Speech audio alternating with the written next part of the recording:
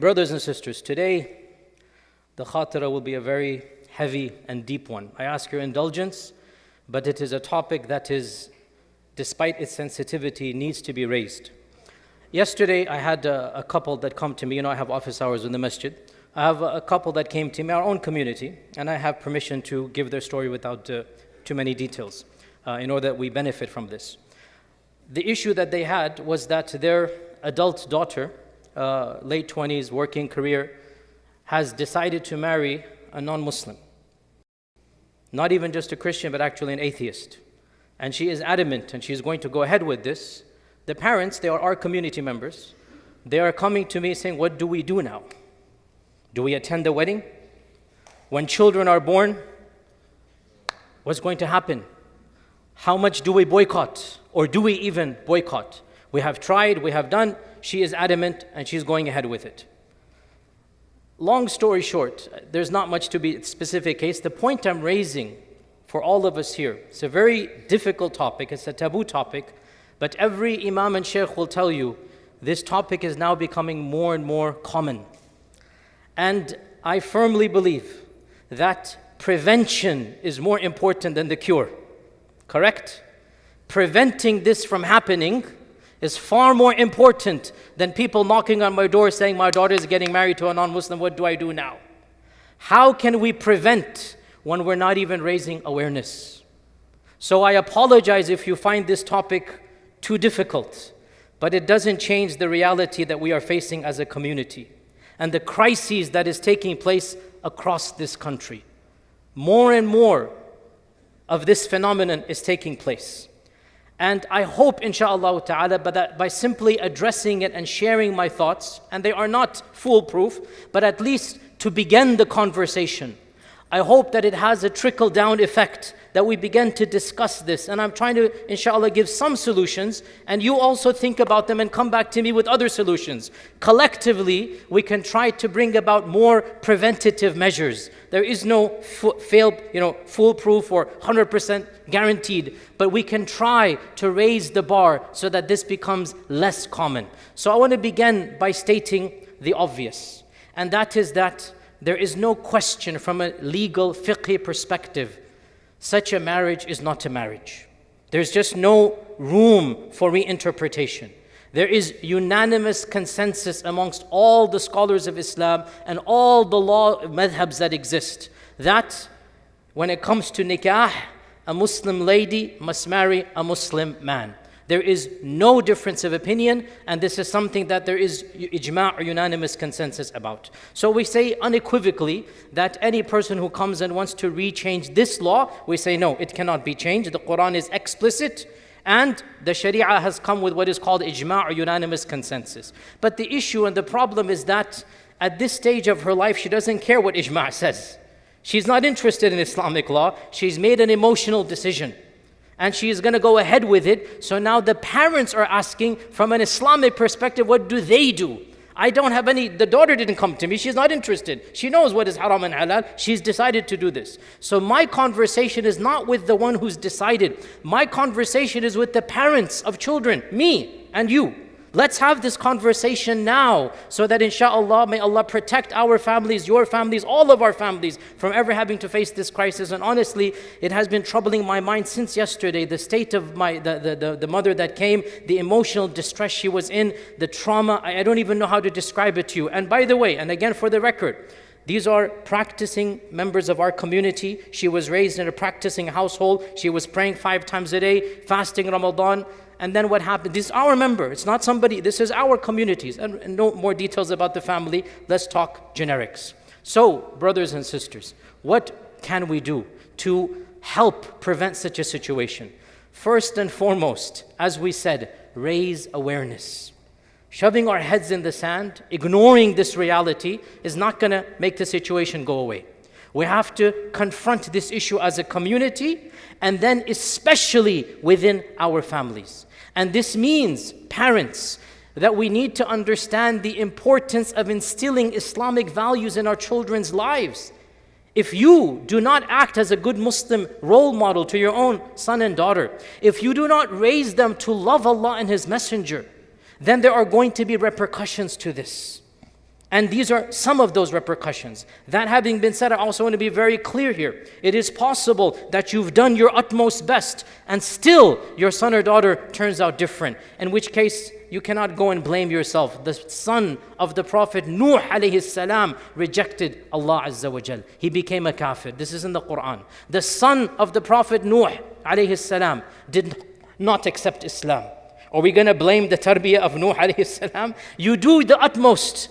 And the rest, there's nothing you can do after that. And I told the mother this, that she came to me, she was crying. I said, you have done apparently from what you have said everything. Now she has made her decision. You can't go back and blame yourself. You did everything. Now, khalas, it is her life. Now she has to face the consequences. Yes, the pain will be there. But you cannot blame yourself if you did your best. But what if you didn't do your best? Which is why prevention is better than the cure. Which is why I'm having this conversation now. Which is why from now we need to make sure we understand being faithful to our religion is not just something that is nice in the community. It is an iman saving matter.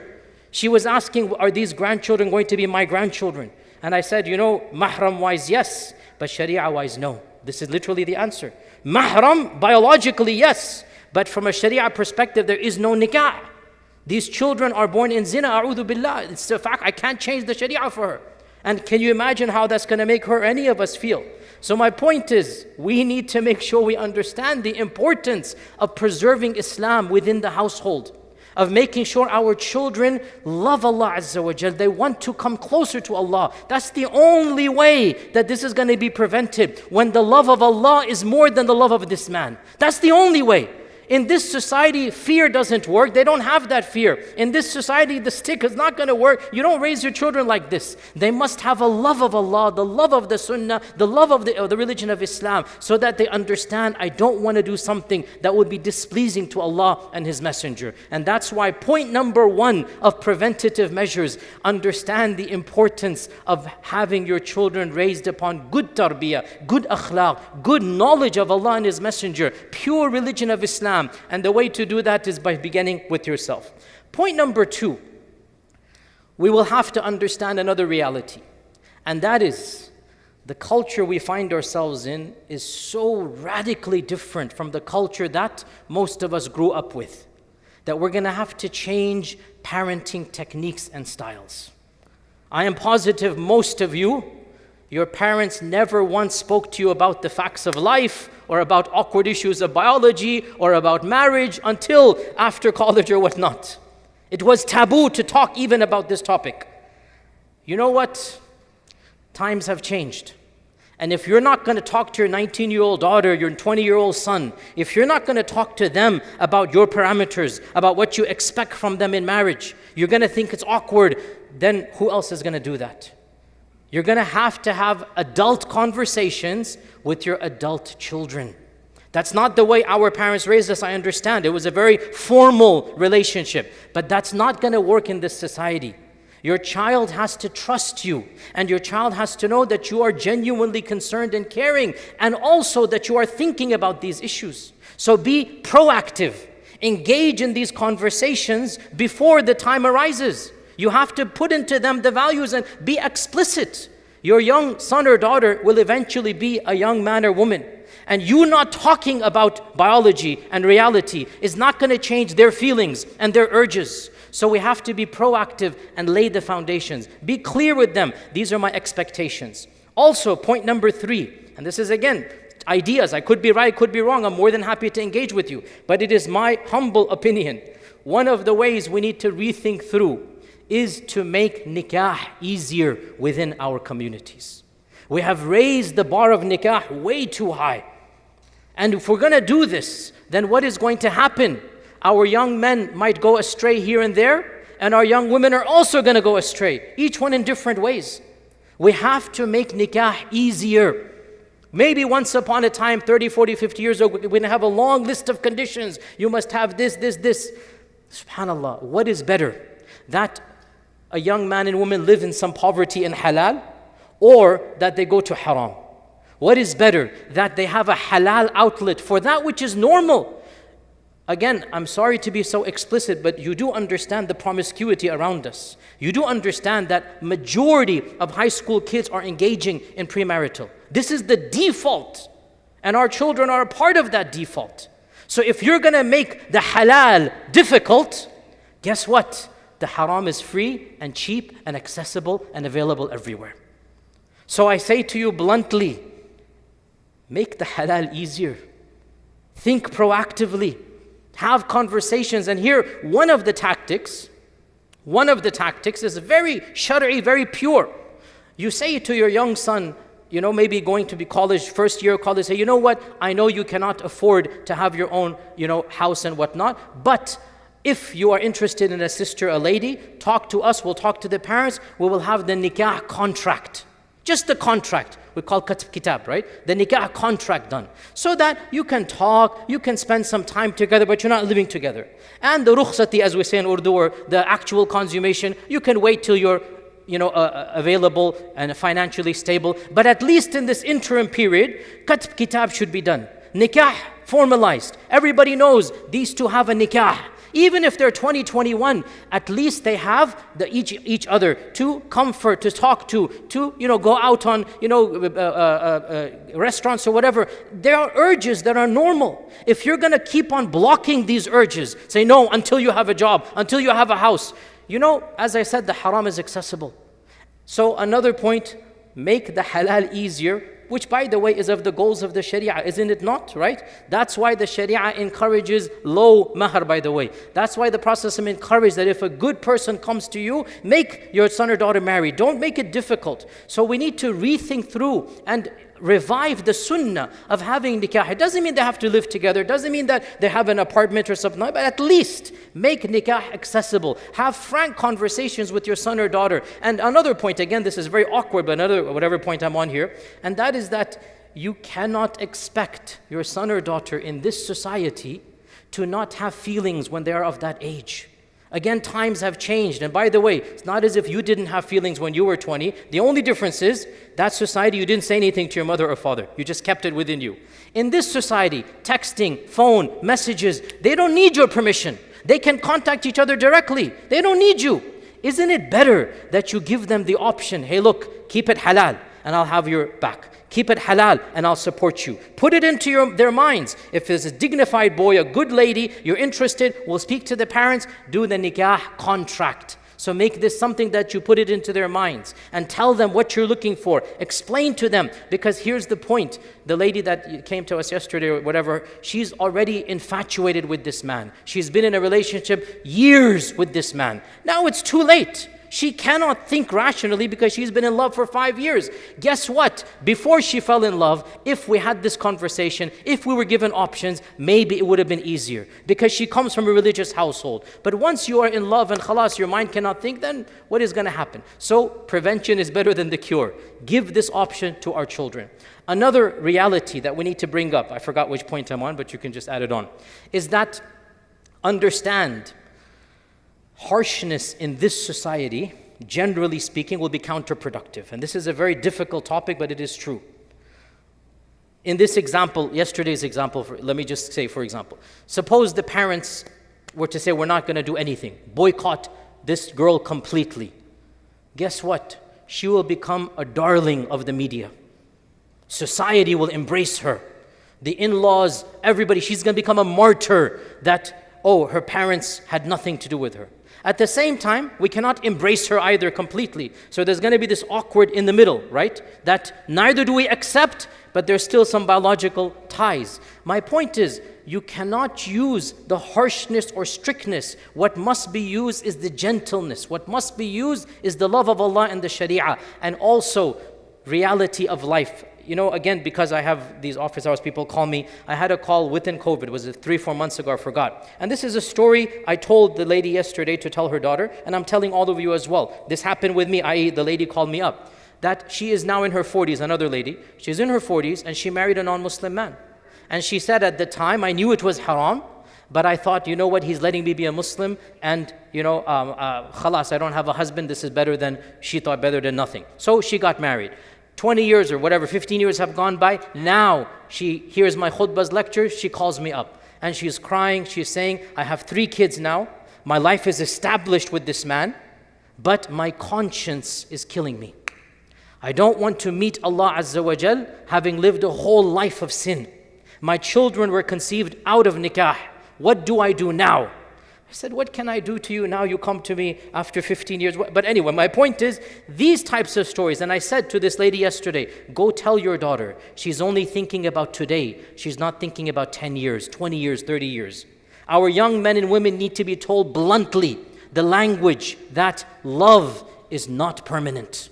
It sounds very unromantic, very un-Hollywood, but it is a fact. The first time you fall in love, they need to hear it from people experienced, is not going to be your last time.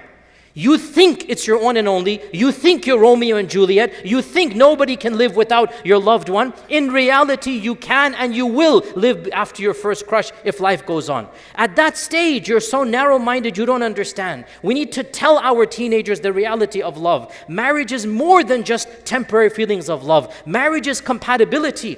I said to the lady yesterday, and I told her to tell her daughter, what are you going to do? He's letting you pray 5 times a day. Okay, fine. What are you going to do when your daughter wants to pray and you go to wake her up for Fajr? He's going to say, are you waking up my 13-year-old at 5 a.m.? No. When your daughter wants to fast, when your daughter wants to wear the hijab, will your husband allow that at that stage? You have to think 10, 15 years ahead. You cannot make an emotional decision just because you're in love with the man. Love does not last a lifetime the way that you feel it when you're in a new relationship. We need to be blunt about this false myth of love. Love in a real marriage is more than lust. It is more than infatuation, and it is based upon compatibility.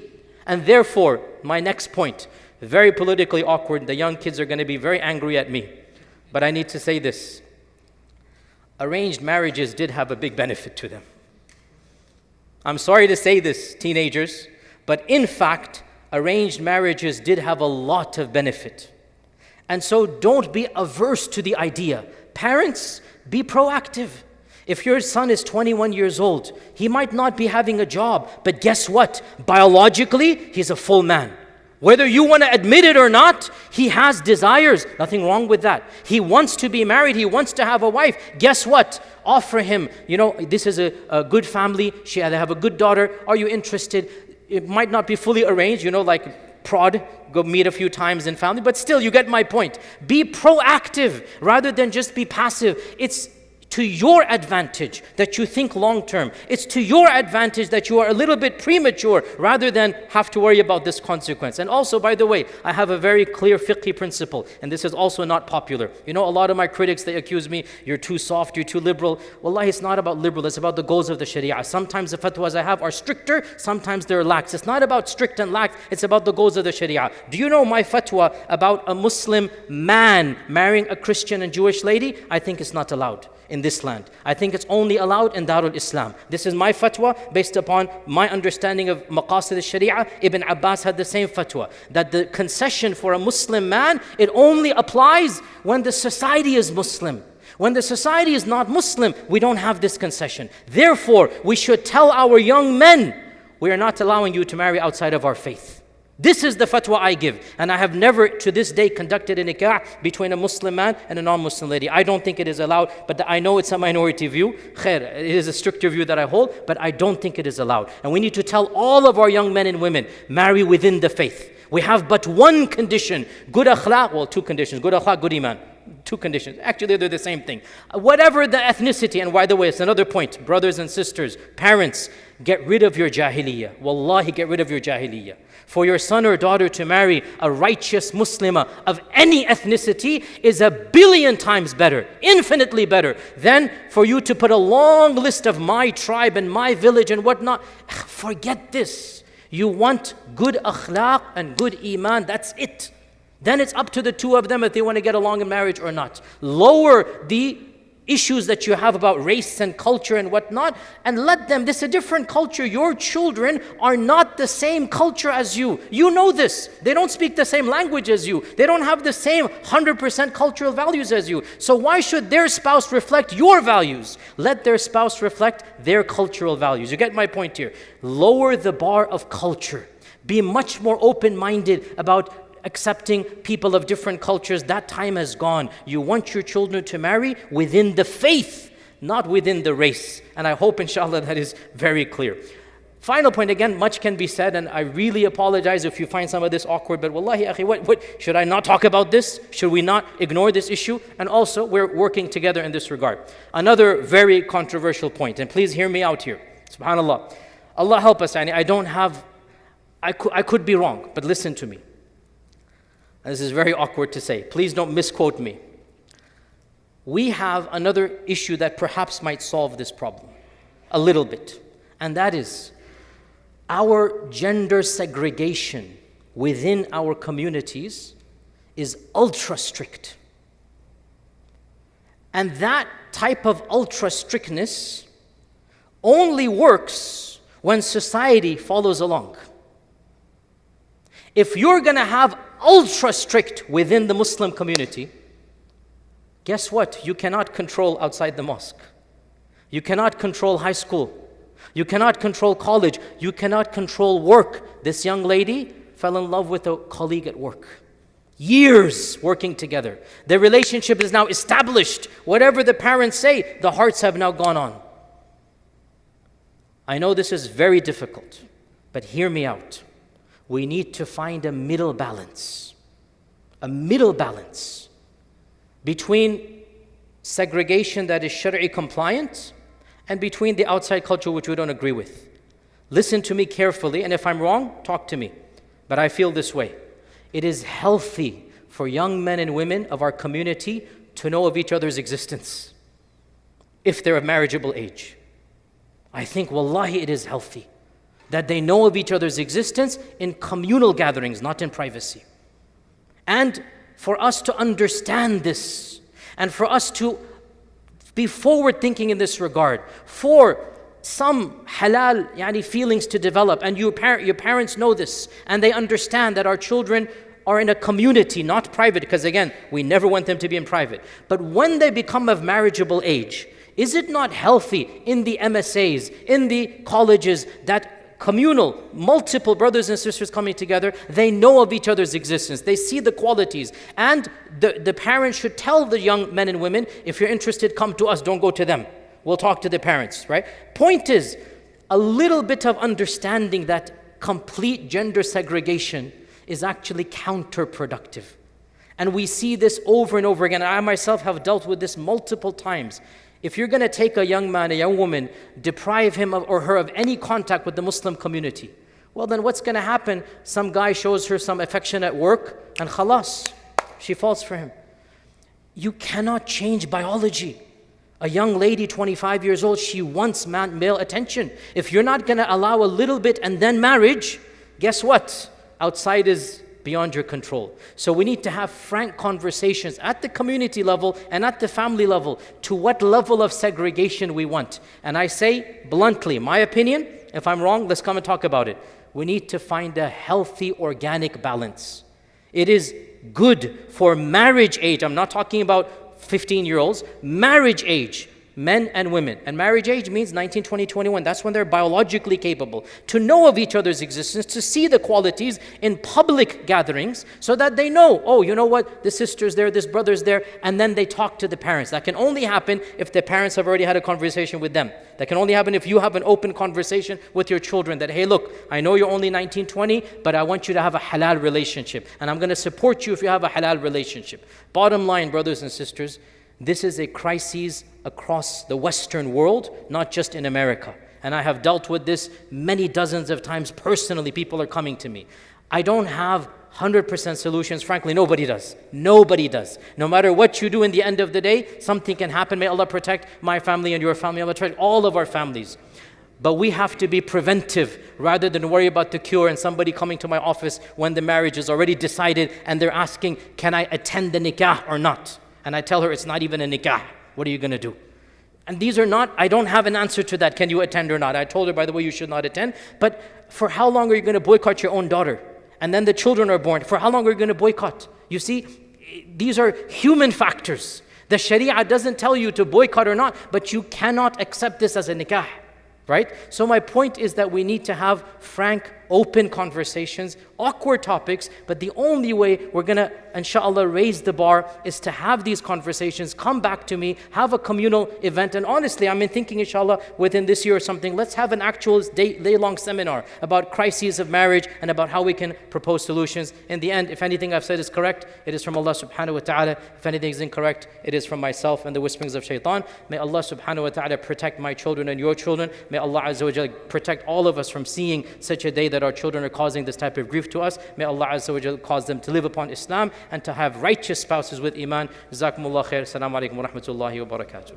قد أفلح المؤمنون الذين هم في صلاتهم خاشعون والذين هم عن اللغو معرضون والذين هم للزكاة فاعلون والذين هم لفروجهم حافظون إلا على أزواجهم أو ما ملكت أيمانهم فإنهم غير ملومين.